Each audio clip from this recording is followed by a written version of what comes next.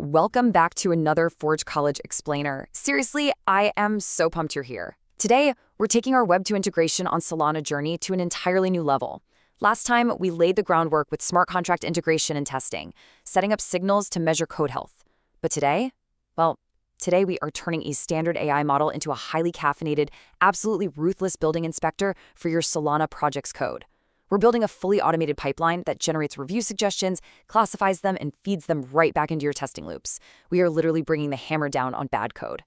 Here's what we're covering today. 1. Welcome to AI code reviews. 2. Blueprinting the AI prompt. 3. Building the Node.js script. 4. Classifying and mapping feedback. 5. Validating the final artifacts. And 6. Wrapping up the assembly line. Let's jump right in. Welcome to AI code reviews. So let's really dive into this. Why are we building this robotic review pipeline in the first place? You might be thinking, hey, didn't we already solve this by tracking signals?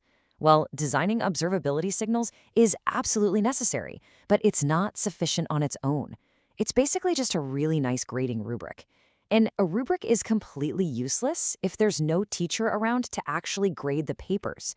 You need an automated reviewer, actively producing consistent, classified outputs from your code diffs. Without that, you literally cannot reliably gate your automated tests. You need that operator, that automated teacher, to hand out the grades. Section 2, Blueprinting the AI prompt.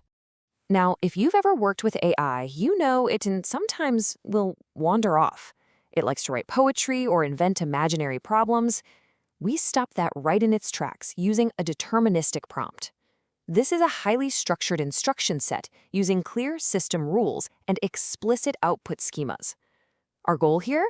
To utterly eliminate AI hallucination and ensure completely reproducible results. We definitely don't want our AI building inspector inventing brand new zoning laws out of thin air. We want it strictly restricted so it focuses purely on the code we put in front of it. No guessing, no creative assumptions. So how does that look in practice? You literally give it a strict command. You are a code reviewer that returns JSON only. Focus on style, correctness, and edge cases. Do not invent facts about external services.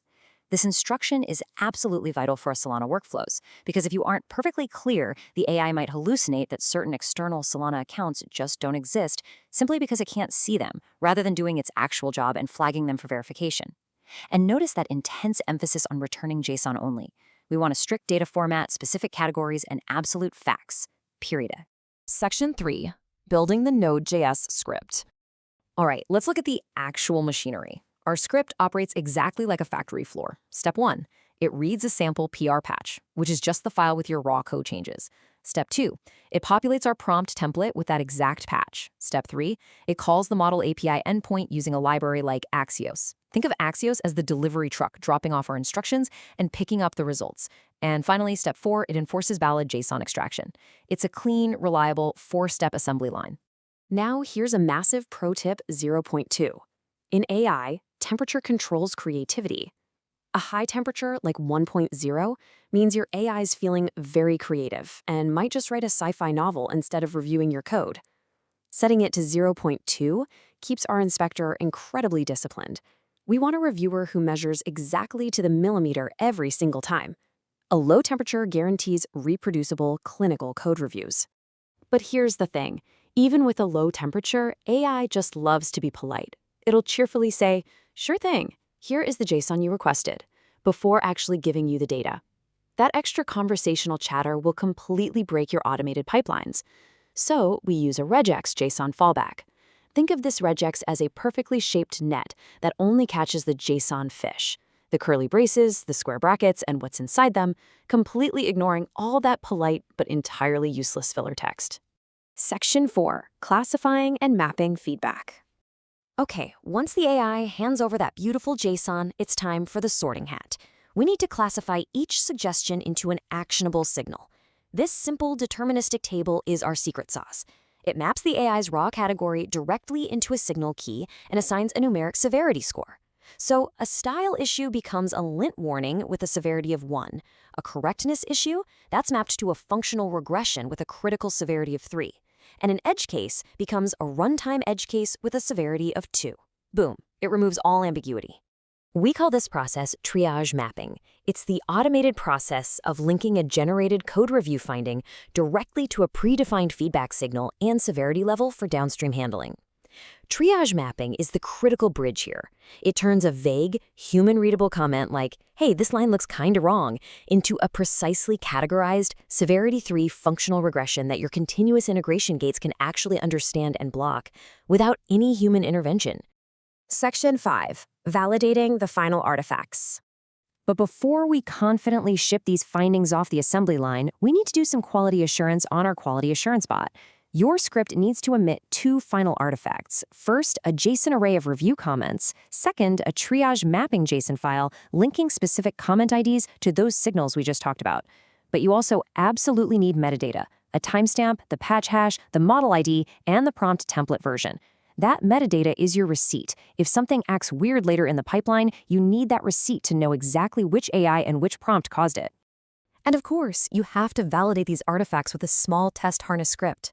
This is the final security checkpoint before your code goes live. You verify that the file paths are actually plausible and the line numbers exist in the patch. You ensure it successfully generated style, correctness, and edge case suggestions. You flag any assumptions about external states as needs verification and confirm every single mapping key matches your signal definitions. This checkpoint ensures zero hallucinations slip through to break your gates.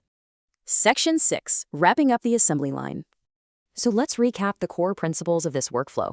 Number 1, deterministic prompting ensures reproducible runs. Number 2, strict output schema enforcement completely eliminates noise and parsing errors. And number 3, explicit triage mapping bridges those raw reviews directly to your CI gates. These 3 pillars are the absolute foundation of making an automated code reviewer actually work in the real world.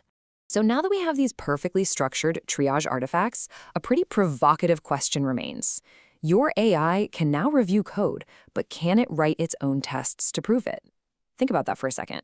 If it knows there's a severity-3 functional regression sitting on line 42, shouldn't it be able to automatically spawn a test to trigger that exact bug?